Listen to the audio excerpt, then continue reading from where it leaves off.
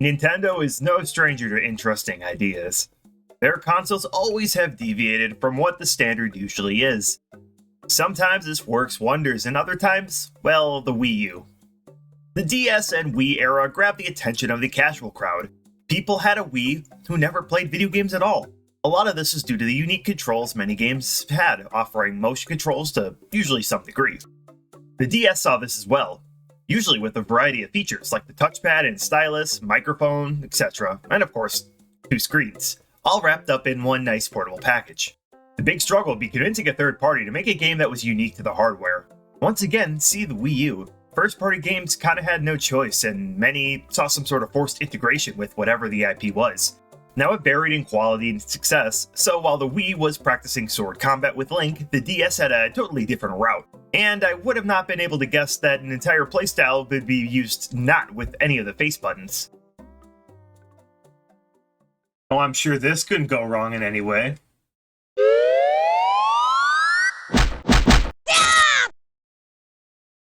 This video will be a year since I started making these review videos. The first review style was Minish Cap, so I thought it would be right to go back to a Zelda game, kinda celebrating my 1 year. Sticking with handheld Zelda, I look towards the DS era. Now, these games have a somewhat divisive reception.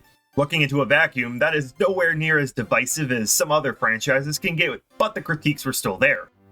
Enter Phantom Hourglass, a follow-up to Wind Waker in art style, concepts, and even the same story. Once people grew up out of the Wind Waker art style bad mentality, this has become one of the most praised Zelda games of all time. So how do we end up closer to the bottom of the franchise here with this game? Well, let us not waste any time. This is The Legend of Zelda Phantom Hourglass, released for the Nintendo DS in 2007. Let's dive in.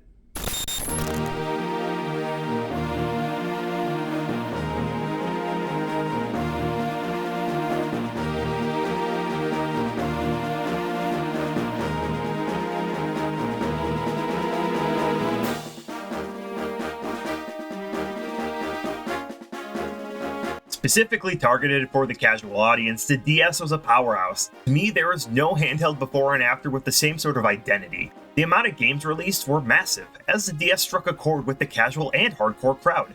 Games were made with the idea to be more simple and appealing to all. This doesn't mean that any game made for the DS was absolute slop, though. Take a look at the main man Mario. New Super Mario Bros. DS is a fantastic game with a very simple concept, a return to form, and all the stuff that makes this appealing to a wide majority. So with the unique DS functions, Eiji Aonuma, with the help of the same team who worked on the Four Swords Adventures game, got to work utilizing in the same art style of Wind Waker, and had a whole new way to play and tackle Zelda.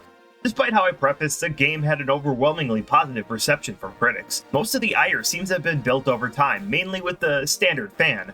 It quickly had a follow-up in Spirit Tracks, which followed many similar ideas brought forth in Phantom Hourglass. Many called it Game of the Year too, one of the best titles for the DS, and many more positive accolades. Of course, some still brought the attention that the fact that there was a clear divide as the gameplay that was brought forward was sure not to be loved by some of the hardcore Zelda fans. And I mean, yeah, it's unconventional and done almost entirely with a stylus and touchpad. Before I get into that game proper, let's actually just introduce the game itself first.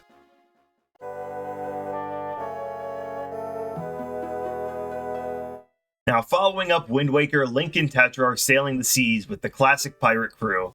We get a recap of the events of our last outing, if you need a refresher. Upon stumbling into a ghost ship, Tetra and Link venture in to check it out.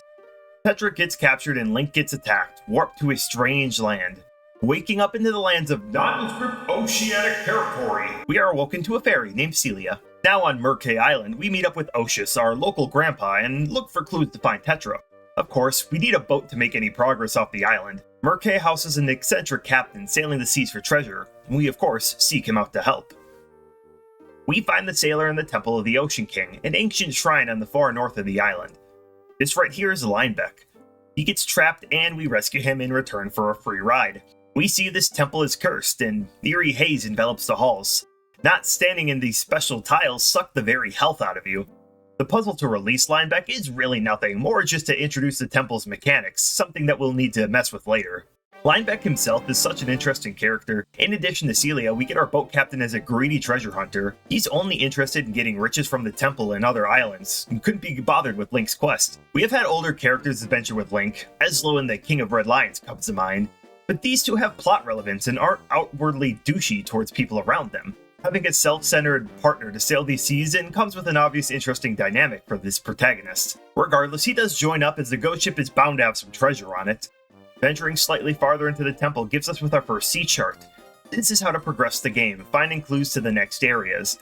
The first goal we have is to release the three spirits of power, wisdom, and courage from the clutches of evil. We use this map to find our first location, on an island down south. So you might have realized I've gone a bit too far without even talking about gameplay. Well, let's move into that, as we do have a decent amount to talk about here. So first is the rather unconventional control scheme to the game. Most controls are used with the stylus as prefaced. Celia is the cursor, so to speak, guiding Link where to go. Hold in the direction you want Link to run.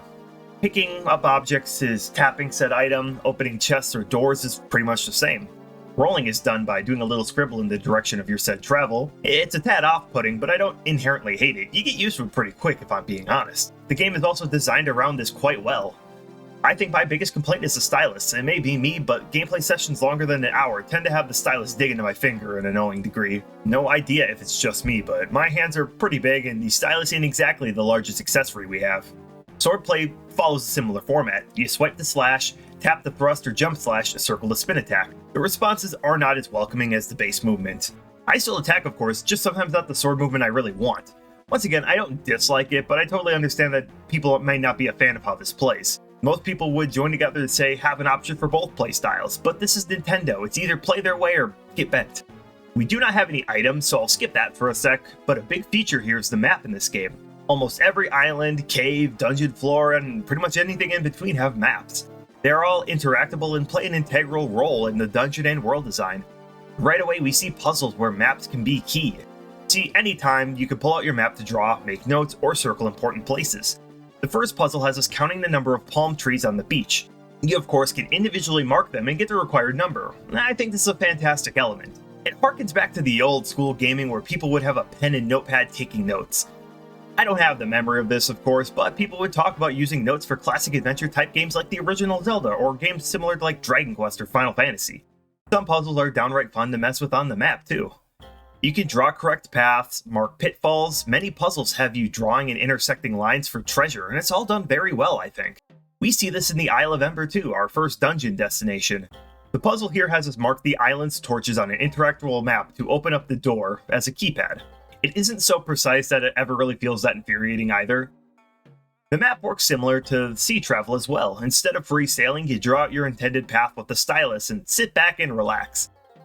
There are enemies in the water, making you stay alert as well as treasure to find, fish to catch, and fight off Linebeck's side piece, Jolene. While the boat is a big point in the art and identity, I find it rather lacking, or that it's not very interesting. Not the biggest fan of Wind Waker sea travel, but I felt more inclined to check out all the open seas there. There actually felt like there was some substance there. Now there are secret islands, which is neato burrito, but not very important. The waters are a fraction of the size of the Great Sea of Hyrule, so you spend a lot less time in the water. They clearly wanted you to use the boat, as there is a huge customization aspect that I usually ignore. It is also linked with the multiplayer aspect, but that shit is dead in the water, haha, pun. Moving the story along, we get through the first dungeon and retrieve the Spirit of Power. With no real guidance, we head back to the Temple of the Ocean King for a new sea chart. And it's time to rip this band-aid off.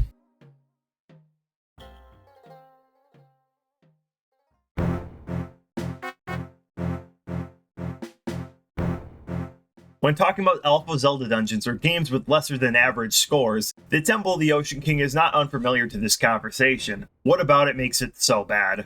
Well, you have to visit the temple a lot, almost in between every main dungeon of the game.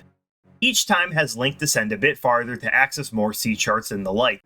The mechanic of life absorption is nullified by the titular Phantom Hourglass given upon the first revisit. You have a set time in the Hourglass that protects you from the miasma. Anytime you step out to a safe zone, it ticks down. If out, you sap health until you die. It's a bit of a race against the clock, trying to open up to the next floor. This race is also motivated with the help of phantoms. These ghostly Darknut-like enemies are patrolling the temple. Some basic stealth-like mechanics are introduced as you cannot kill the phantoms. If they hit you, you get sent back to the stairs and lose 30 seconds in the glass, so you really want to avoid them. They also may block off paths when they're in pursuit mode. Learning to avoid the phantoms is crucial. There are very few instances where you can get rid of a phantom, and you can't even kill them until you get to the end game. The Phantoms keep getting more aggressive and tactical as the game progresses. Each visit is around 3 floors of the dungeon. Not too shabby, and I don't mind the concepts. The biggest mind here is the backtracking. Every time you go back into the temple, you start from the top with more floors to cover. Each boss gives you more sand in the Hourglass though, and the new items after each dungeon offer up new ways to progress. You can also use the new items to unlock new loot or shortcuts. I see and understand the vision behind the temple, I think it just sucks. Repeating the floors is not very fun, even if some can be skipped with the recent items that you'll get on your adventure. I know they want heavy note-taking to remember every single puzzle on each floor too.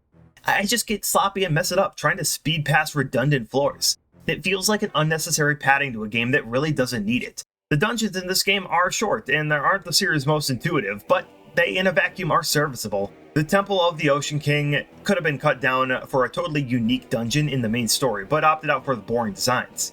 You may not feel the weight of this temple dragging you down in the early game, but this thing will fester over time. Sum up, there are some fine ideas here, but executed with some terrible decision, making it in the final release. The best thing I will mention in the first half is it can get skipped in the late game. You get a warp to about halfway point in the dungeon at the trade-off of losing how much sand you use in your most recent trip. You could try for a better time, as more items and knowledge will shorten the time down. Realistically, the time was never an issue for me, but it's least of my issues with this temple. I feel like it's underbaked at best, and at worst it's extraordinarily annoying, and it clearly is an off-putting point for many players. Regardless, you get the sea chart, and the next 2 dungeons follow similar formats, releasing the Wisdom Spirit and going for the Courage Spirit. The Courage Spirit in particular was actually Celia with repressed memories. She forgot her role but regained power upon memories returning. Now we take the 3 ferries and locate the ghost ship. In the water, sneaking on has us rescue Tetra and 4 small children who aren't completely evil at all. When we find Tetra, she is discovered to be stone, and no treasure is also on the ship, making both Link and Linebeck completely distraught. We learn from Oshus the true evil in the water, Bellum. Bellum is a phantom lurking in the Temple of the Ocean King. He created the Phantoms and the Miasma, and set up the monsters and the ghost ship all across the lands, and of course dethroned the Ocean King Oshus, yeah, the old man, from his dominion over the lands. The second half of the game has us seeking out a means to defeat Bellum. We will release Tetra from her tetrification, and Linebeck is encouraged to assist further, with Oshus promising 1 unfiltered wish upon his return to power.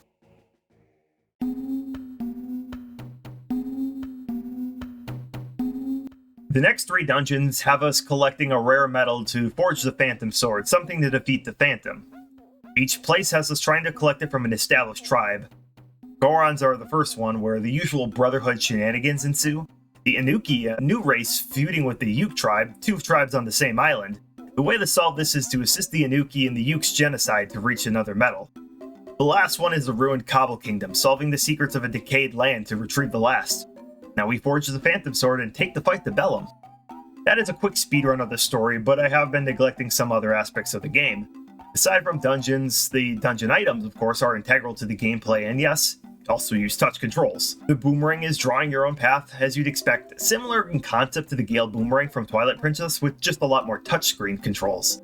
Some are simple tap to use like arrows and bombs. The grappling hook works similar, but it's more akin to the hookshot in the 2D games. I mean, only so much you can do in the isometric view we have. I like its use though, also creating ropeways and using it as a slingshot for Link. Finally, the bomb chutes have you draw your own line for its path. I never really cared for the bomb chutes, but this is probably the most fun they are in a game.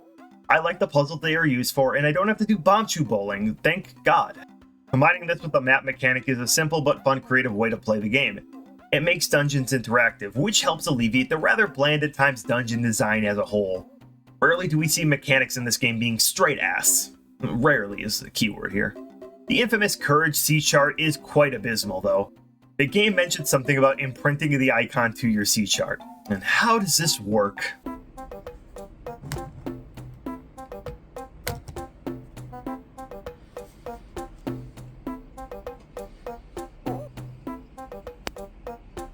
I genuinely feel like 90% of players got this on accident as they closed the DS to take a break or look online or what have you. I'll give you points for creativity at the very least. Breaking away from the gameplay again is something I have to talk about that I think is kind of garbage. The music. It sucks. The Zelda music rarely sucks, and honestly, most video game soundtracks really don't suck for me at all. It's more of a matter of how iconic or memorable they become for me. The basic island theme we have feels underbaked.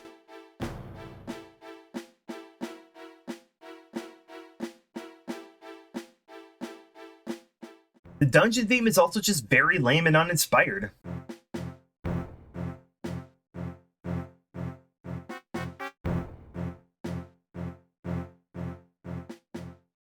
Some tracks are fine, but this game holds one of the weakest soundtracks in the series. It's extraordinarily disappointing for such an iconic franchise, and of course, following off the backs of frickin' Wind Waker of all Zelda games too. Flipping back to positives, I think about the large reason this game has a positive memory for me is the lineup of extremely fun and creative boss fights. Take the first boss, Blaz. It's a rather basic fight, but it introduces the dual screen to your advantage. Blaz splits into 3 clones, and you have to use the boomerang to chain the 3 into 1 to stun him. The map shows the boss icon, of course, but the 3 forms all have distinct icons with a set number of horns. Chain the 1 to 2 to 3 horns for the stun. It's clever and not immediately in your face. Honestly, I think I didn't realize this on my first run, and yeah, you can still get it by accident, of course, but I still think it's a nice way to slowly introduce this kind of mechanic. Bosses like Cyclock and the Cubist sisters utilize the dual screen for bigger arenas, so to speak, and Gliak does this as well with the Twin Rova idea, bouncing off shots with the grappling hook. Standing on the pillars also avoids their tidal wave. All around very fun fight.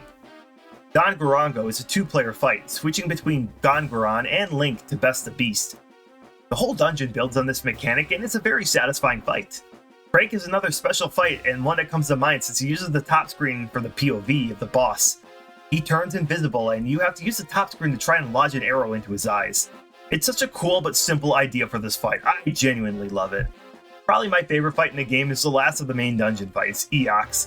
This Shadow of the Colossus reject towers both screens, and launching yourself with a hammer to slowly break away the stone plating is so goddamn fun. It's not that hard, none of these fights really are, but they are so enjoyable and probably the best part of the game with their respective dungeons.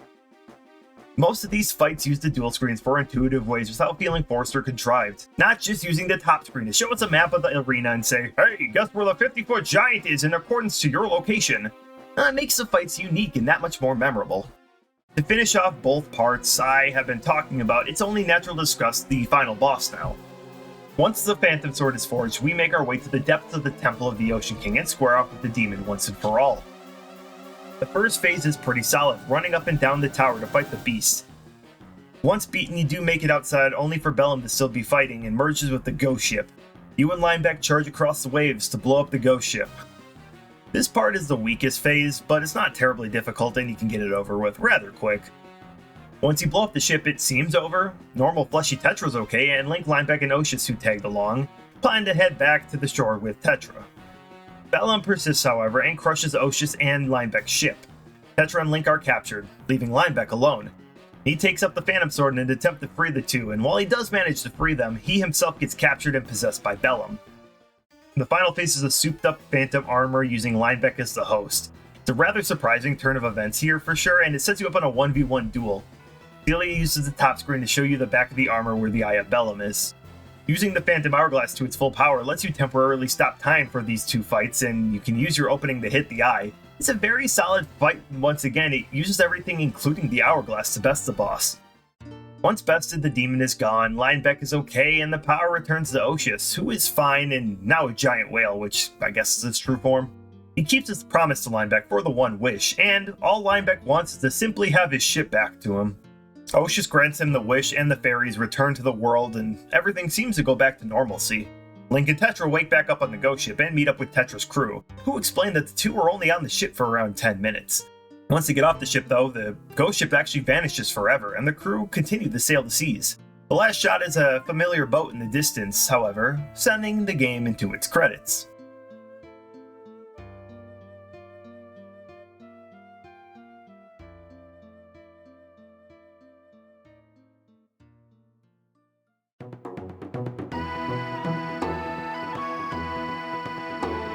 There is a lot to love here in Phantom Hourglass. There's a lot to dislike with Phantom Hourglass. Many Zelda games see their titles re-released over the years.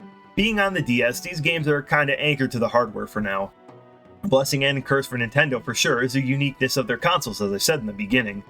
Yes, the unique ideas have kept the company in the talking sphere forever, but it can break all the same. See the Wii U versus the Wii. These games can't see typical remakes for now without butchering many core aspects of the game. Some people may see no issue since they would happily boot up their DS anytime. but for game preservation, this sucks a lot. I bring all this up to comment on the legacy of these games. I think people nowadays will look at the controls and mechanics and say they're outdated, badly designed, or simply stale gimmicks. The assessment is not wrong for sure. It's much easier to pick up and play other 2D Zelda games like A Link to the Past or Link's Awakening. The clear target to a younger audience is sure to alienate the hardcore fans for any series, and, well, this is no exception. A lot of ideas were fun and novel, but others feel bafflingly undercooked, like the Temple of the Ocean King. The mechanics are not lost on me, it's just executed very poorly. Wrapping all this together is why I believe there's more discourse around this game than other Zelda games. I like it a lot though, some highs are very high, but playing nowadays shows the aging on other parts, showing how low the lows can go for a Zelda romp. Many will opt to skip this adventure due to the older hardware and no way to easily port or remaster this game. Another issue is the shadow of the games preceding and succeeding it. Wind Waker is such a much better designed game with the boat, and Spirit Tracks holds a stronger identity with the unique aspect of trains. The main mechanic of Phantom Hourglass is the temple, not really the sea travel. It really feels like they made this choice to ride the wave of Wind Waker's success, but I don't really have solid evidence for that. All this going in, I do not think this is a bad game by any means. Aside from other positives or negatives I mentioned, the continued addition of fun characters rests here. Link is very emotive as you would expect for the Toon style. Linebeck is a fantastic supporting character. He holds all the traits to be an unlikable jackass, but warms up to the team around him, going with the message of the real treasure is the friends he made along the way, I guess. The humor is rather nice as well, but it also has its serious or more touching moments. It isn't any less of a Zelda game in my eyes. The best parts of Zelda is the way each game has a way to mix things up. You never know what you're fully prepared for in a new game, characterizing traits that are present in the world and all that jazz. That's what I love about this series and wouldn't change it for the world. I wouldn't blame you for passing or simply disliking the game, but it is a solid adventure that I love to play when I'm not in the damn Temple of the Ocean King. A recommendation to at least try the game would be my take. Well, it ain't perfect, but hell, this game is not absent of the charm of Zelda, and is why it's one of my favorite series in gaming. And you know what? If this is considered a low point for the Zelda series, I'm okay with that, because I think that just goes to show the quality of the series as a whole, and the average experience is pretty above average, right? Hey all, if you guys made it to the end of this video and are listening to this, I just want to say thank you. I wanted to make this on the exact day I released my Minish Cap video, just to kind of celebrate the whole 1 year anniversary type deal. I wasn't really sure what the plan I wanted to do is. I guess just one day I decided to test out my Elgato, streamed some Minish Cap, and then decided I should maybe try actually making videos and doing YouTube videos, because this is something I've wanted to do for years.